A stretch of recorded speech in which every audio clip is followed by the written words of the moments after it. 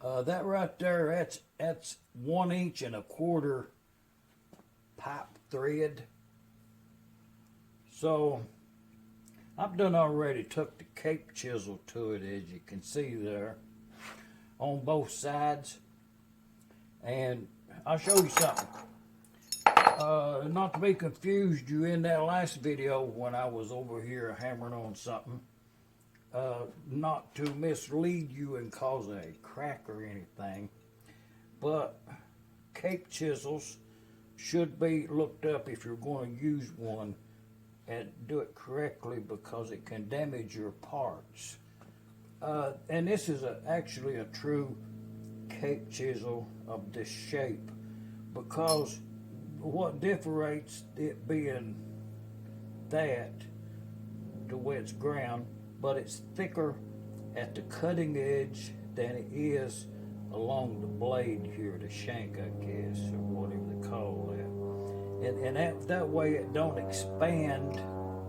When you drive it in there, it don't expand whatever you're trying to get out.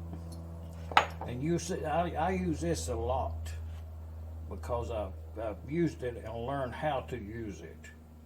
And you know, you just sharpen it to whatever the job requires. But it's just a round chisel sharpened at an angle straight across. And that way, when you use it, you can chip away the metal. But it has a tapered shaft. If you just drive it down in there, it will crack your bushing because it gets bigger, expands. You have to use this one judiciously, cautiously. And this one is a 3-pointed cape chisel. You can cut a nice corner. Like if you was cutting a keyway, you would use this to cut flatten corner. And it's at an angle where you can just use it right along. I'm just saying. But for that little whatever that was, let's get back to this. And I got the big hammer out on this job, and I have a lead hammer over I used the other day. And to tell you about that, I made that about 10 years ago. No, it was more than that. About 15 years ago. And it's really soft lead.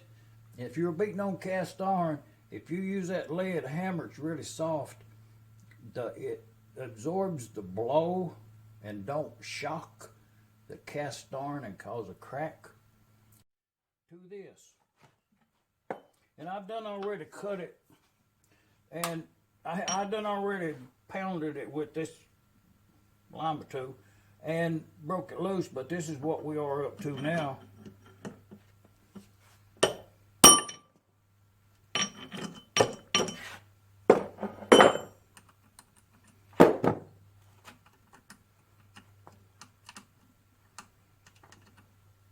Well,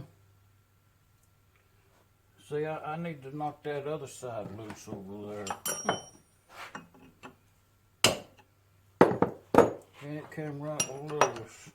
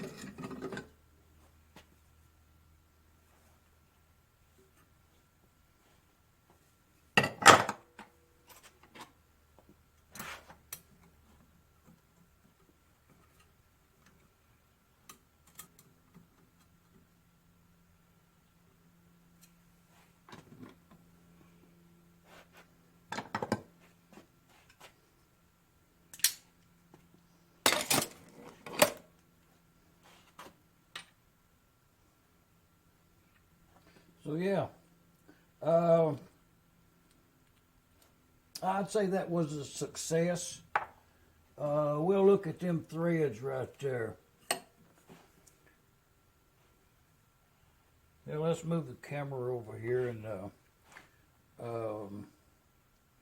you know, that's just with a Cape chisel. You know, in a job shop, my way of looking at it is, you know, if I grab the torch and start heating up on this metal, you know, to get it out with some other way, immediately it's cost. Extracting these threads this way, that's of no cost at all to the shop. It's just a hammer and a Cape chisel, and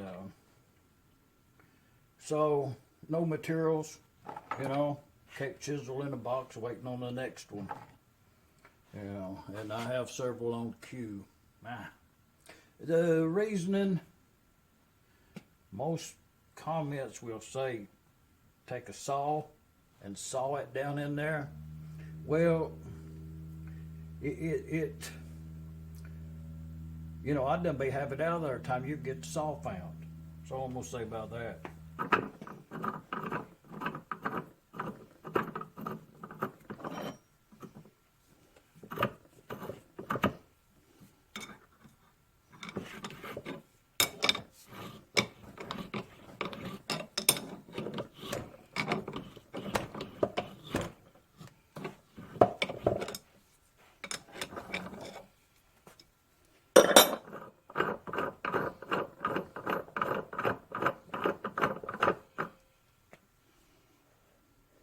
Oh yeah, we're good to go. Yeah, better than I thought.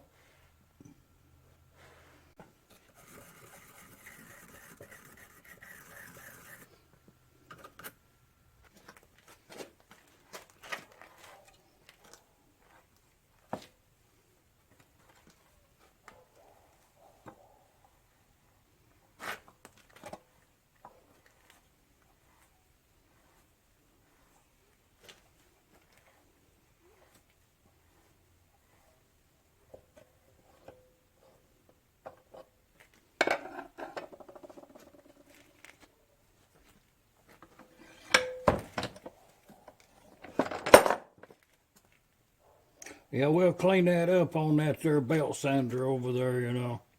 Water brush it. I'll probably put in that electrolysis tank.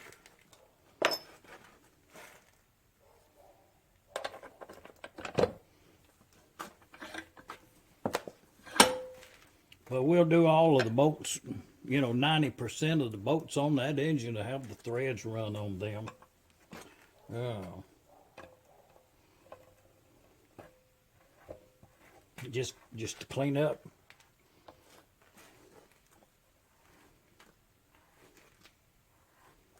See, that's pretty snug right there. You would have trouble putting the nuts on there. You would have to have a wrench on the whole thing.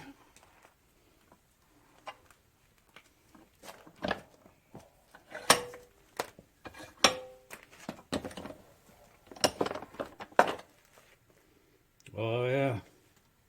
You know, could call this episode Life and Times of a Job Shop. You know.